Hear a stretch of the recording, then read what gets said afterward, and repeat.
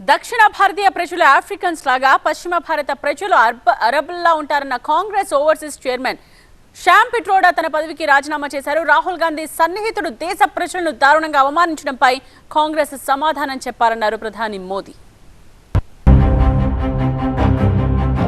కాంగ్రెస్ పార్టీని సర్వనాశనం చేయడానికి కంకణం కట్టుకున్న శ్యామ్ పిట్రోడా చివరకు తన పదవికి రాజీనామా చేశారు. కాంగ్రెస్ ఓవర్సీస్ చైర్మన్ పదవికి ఆయన రాజీనామా చేశారు.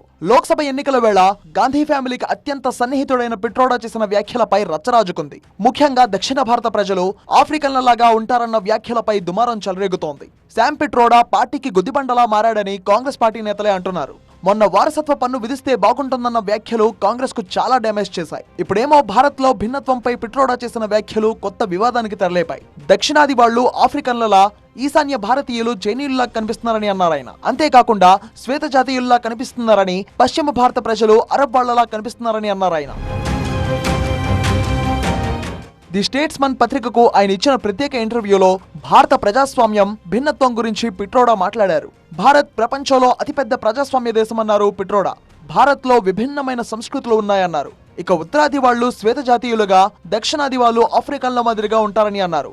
అయితే భారతీయులంతా సోదరభావంతో వెలుగుతారని అన్నారు. భాషలు, మతాలు, సాంప్రదాయాలు, ఆహార అలవాట్లను పరస్పరం గౌరవించుకుంటారని చెప్పారు పిట్రోడా.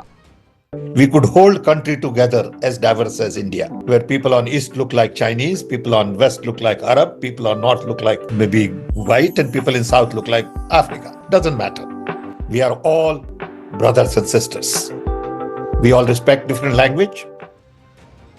భారతీయుల రూపురేఖలపై శ్యామ్ పిట్రోడా చేసిన వ్యాఖ్యలపై ప్రధాని మోదీతో సహా బీజేపీ నేతలంతా తీవ్ర ఆగ్రహం వ్యక్తం చేశారు.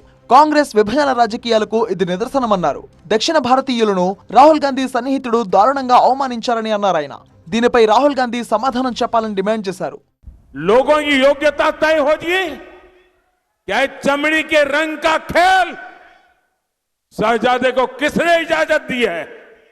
संविधान सर पे लेकर के नाचने वाले लोग चमड़ी के रंग के आधार पर मेरे देशवासियों का अपमान कर रहे हैं.